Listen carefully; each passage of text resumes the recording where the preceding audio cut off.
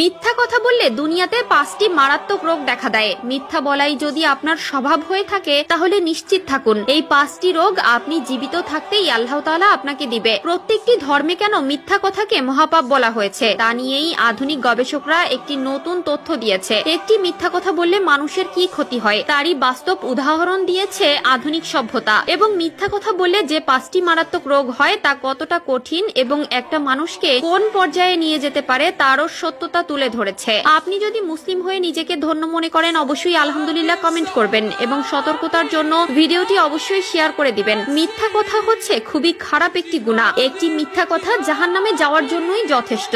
এক ব্যক্তি রাসূলুল্লাহ সাল্লাল্লাহু আলাইহি ওয়াসাল্লামের কাছে বলেছিলেন, আমি পাপ থেকে বাঁচতে চাই। উত্তরে রাসূলুল্লাহ সাল্লাল্লাহু আলাইহি ওয়াসাল্লাম বলেছিলেন, তুমি মিথ্যা কথা ছেড়ে দাও, তুমি মিথ্যা কথা ছেড়ে দাও, তুমি মিথ্যা কথা ছেড়ে দাও। সকল পাপের মূল উৎস হলো মিথ্যা কথা। একটি মিথ্যা কথা ঢাকতে মানুষকে একের পর এক মিথ্যা কথা বলতে হয়, কিন্তু সত্যি কথা বললে সেটা এক নিমিষেই ফয়সালা হয়ে যায়। তো চলুন জেনে নেই মিথ্যা কথা বললে কোন 5টি রোগ হয়। আল্লাহ তাআলা বলেন, যখন কোনো বান্দা মিথ্যা কথা বলে তখন সেই বান্দার মিথ্যা কথার দুর্গন্ধে ফেরেশতারা তার থেকে অনেক দূরে চলে যায়, এমনকি তার উপর আল্লাহর লানত পড়ে। মিথ্যা কথা বললে যে 5টি রোগ হয় তার মধ্যে 1 নম্বরে হলো আমাদের চেহারার সৌন্দর্য নষ্ট হয়ে যায়। মিথ্যা কথা বললে মানুষের চেহারার যে রহমত থাকে, নূর থাকে, আল্লাহ তাআলা সেটা উঠিয়ে নেয়। 2 নম্বরে অন্তর মরে যায়, তারা কখনো সত্য বলতে পারে না। শয়তান যখন তার অন্তরকে পরিপূর্ণভাবে দখল করে নেয় তখন সেই মানুষটির অন্তরে ঈমান থাকে না, মায়া দয়া ভালোবাসা উঠে যায়, এমনকি সেই ব্যক্তি আল্লাহকে ভুলে যায়। 3 নম্বরে দুশ্চিন্তা বৃদ্ধি পাবে।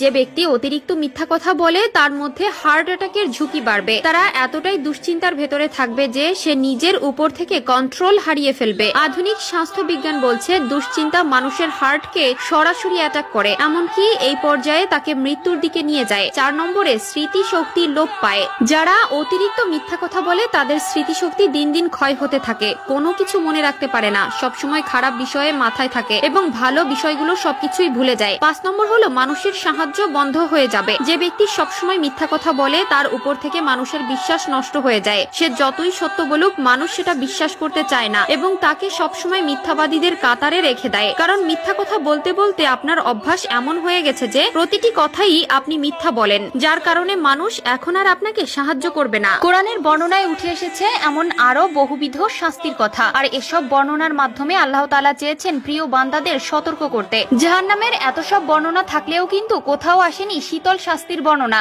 তাই বলে কি শীতল কোনো শাস্তি আখিরাতে হবে না? এই প্রশ্নের উত্তর জানতে আসুন শুনে নেই কোরআনের একটি আয়াত। ওই আয়াতে আল্লাহ তাআলা জান্নাতীদের নিয়ামতের বর্ণনা দিতে গিয়ে বলেন তারা সেখানে আস্বাদন করবে না উত্তপ্ততা এবং শীতলতা। সূরা